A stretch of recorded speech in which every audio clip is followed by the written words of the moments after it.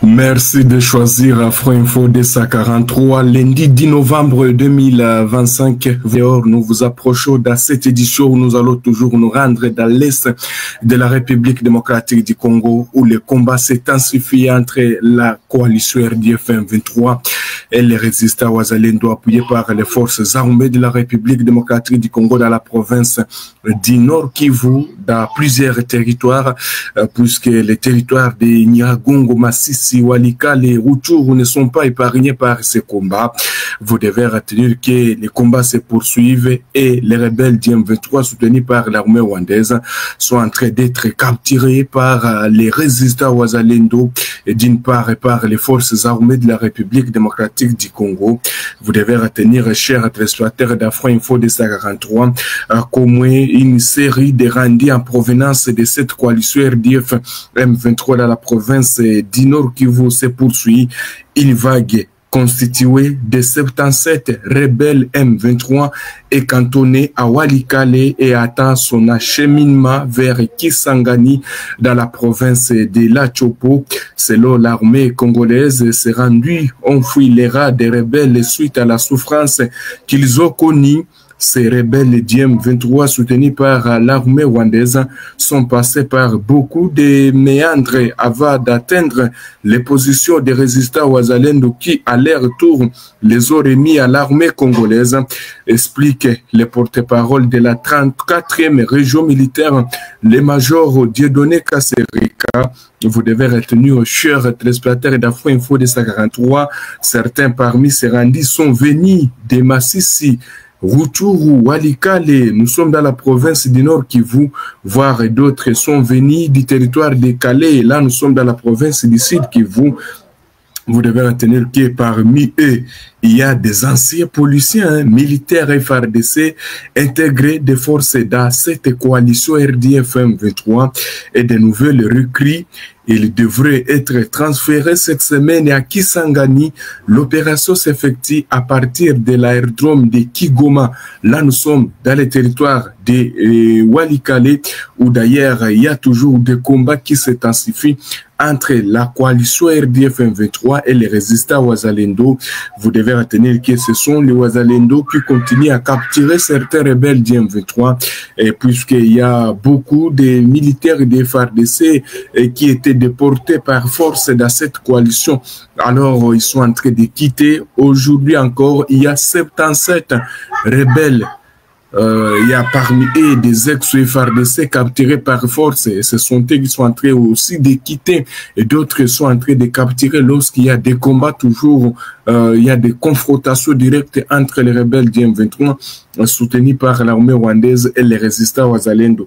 Encore 77 rebelles sont cantonnés, en tout cas du côté de Walikale. Ils seront acheminés dans la province de Lachopo.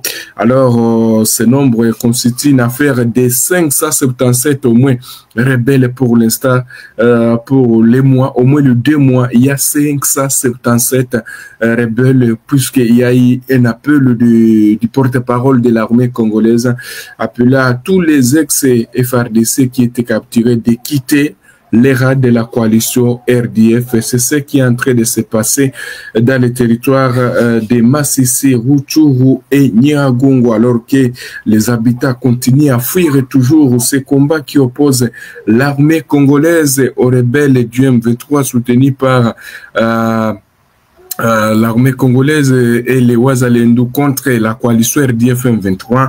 Les cris de détresse s'élèvent chez les déplacés qui vivent dans l'enceinte de l'école primaire de Kahi, près de Kichanga. Là, nous sommes dans le territoire de Masisi au Nord Kivu depuis plus de 4 mois sans aucune assistance humanitaire en vivre.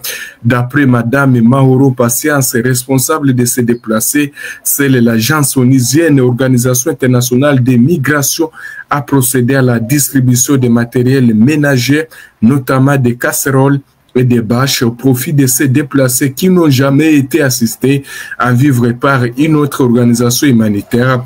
Selon elle, face à cette situation humanitaire difficile, certains ont même été contraints de vendre le matériel ménager reçu de l'OIM afin de se procurer de quoi manger.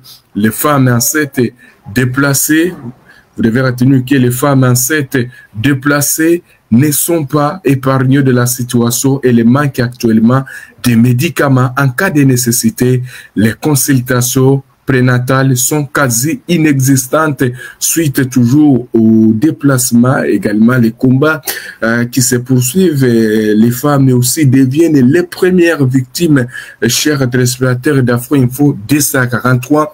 Les Wazalendo viennent de réagir concernant les pourparlers qui se passent du côté des Doha. Alors, il y a une réaction des Wazalendo aussi. Est-ce que les Wazalendo, que disent les Wazalendo par rapport au pourparlers qui se poursuivent du côté des Doha?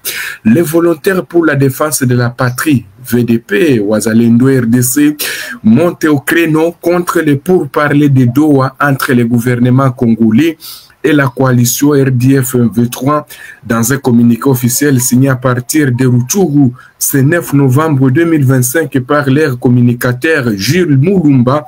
Ce mouvement patriotique dit dénoncer une négociation menée à vase clos et avertit qu'aucune solution durable ni aucun accord crédible ne saurait être conclu sans la participation de véritables défenseurs du sol congolais. Les volontaires pour la défense de la patrie affirment suivre avec une attention soutenue et un sens élevé des responsabilités patriotiques les discussions de Doha, mais disent s'inquiéter de leur orientation. Il est inacceptable et injustifiable que les volontaires pour la défense de la patrie RDC, par partie prenante légitime en soi exclue ou ignorée, protestent les communiqués. Ces forces populaires engagées depuis plusieurs mois sur les lignes de front aux côtés des forces armées de la République démocratique du Congo disent estimer qu'elles représentent la voix des humbles et des déplacés et des combattants de la liberté et réclament d'être consultés avant toute signature d'accord. Vous devez retenir que leur message est constitué dans un communiqué consulté par Afro-Info 243 ce lundi 10 novembre 2025 et signé par Gilles Mulumba depuis Rutshuru. Vous devez retenir que le territoire de Rutshuru, où d'ailleurs le CMCFDP, dirigé par le général autoproclamé Dominique Ndaroutse, font face aux rebelles DM23 soutenus par l'armée rwandaise dans la chefferie de Bwito. Les combats se poursuivent même ce lundi 10 novembre 2025. Vous aurez beaucoup de détails par rapport, parce que un jour ne se passe sans que les deux parties ne s'affrontent. Donc les rebelles du M23 soutenus par l'armée rwandaise et les résistants Wazalendo. Alors, nous l'avions bien titré, un avion vient de survoler la ville de Goma. C'est lundi 10 novembre 2025. Il s'agit de quel avion, chers téléspectateurs d'Afro-Info 243. Alors, un avion en tout cas signalé dans les airs de Goma, c'est lundi 10 novembre 2025. Et d'ailleurs, les habitants, cet avion a survolé la ville de Goma. C'était aux environs de 8h12. Selon plusieurs sources, l'avion est avec immatricule Boeing 767-338R, immatricule 4XV, rendant impossible toute traçabilité de son itinéraire ultérieur. Vous devez retenir que cet événement suscite de nombreuses interrogations, notamment en raison du contexte sécuritaire et taxi-bar et ISR.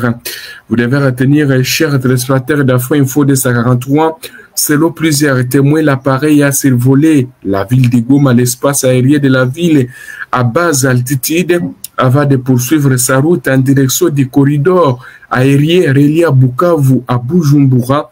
Peu après avoir quitté la région, son transpondeur a été désattendu d'aller sur la République démocratique du Congo, où l'aéroport international de Goma demeure fermé au vol civil depuis plusieurs mois.